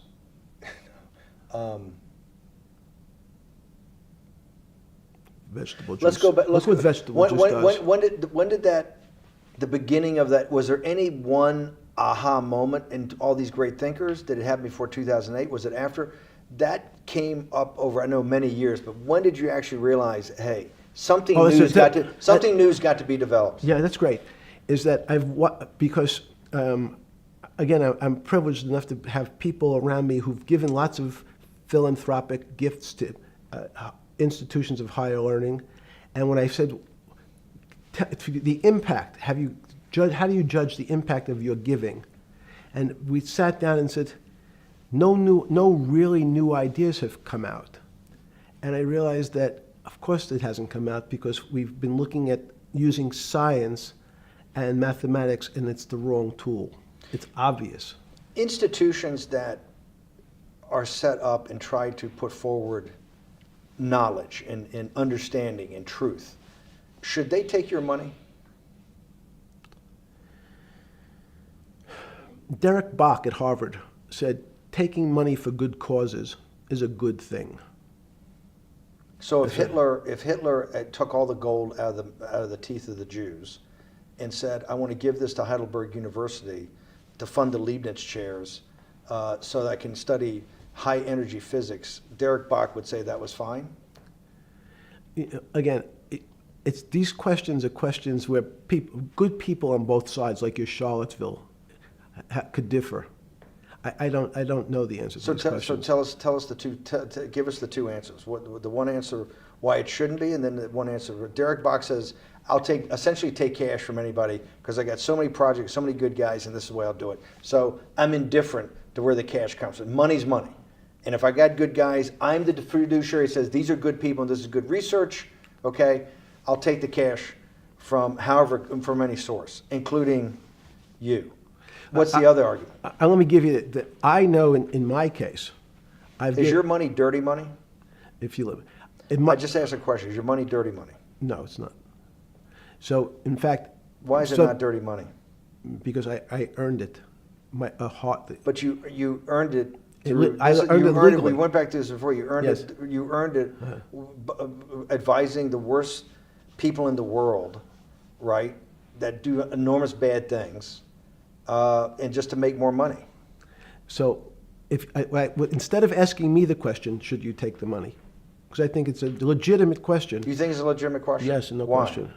Because I think about, ethics is always a complicated subject, but I can tell you that with the money I gave to help try to eradicate polio in Pakistan and India, instead of asking me whether that money should be given to these children for vaccines, I think you might want to ask their mothers who received the vaccine, who know their child now won't get polio, and ask them if Epstein should have helped these people. You're a mathematician. If we walked into that clinic where they're giving that money out to these people that are in the most dire straits of poverty and sickness, and told them that the money was coming from class 3 sexual predator? Tier 1. Tier 1's the highest and worst? No, I'm The lowest? I'm the lowest. You're yes. the lowest. Okay, tier 1, you're the lowest. But a criminal. Yes. That the money came from them. What percentage of people do you estimate? I understand you don't like probabilities. Do you estimate would say, I don't care, I want the money for my children? I would say everyone said, I want the money for my children. Did they know where the money came from? I think if you See, told them, if I told them the devil, 100%. the devil himself. The devil himself said, I'm going to exchange some dollars for your child's life. Do you think you're the devil himself? No, but I do have a good mirror. It's a serious question. Sorry. Do you think you're the devil himself? I don't know. Why would you say that? Because you have all the attributes. You're incredibly smart. You remember the devil is Was somebody the devil knows smart? The devil's brilliant. You read Milton's Paradise Lost. No, the devil scares me. Satan is at the number 1 or 2 archangel, and the reason he goes to hell and leads the rebellion is because he can't be the top guy. And his thing is, I'd rather reign in hell than serve in heaven. I saw that in a movie once called American Dharma. I don't remember who said it. Okay, we have to go. Okay, good. Okay. That was good.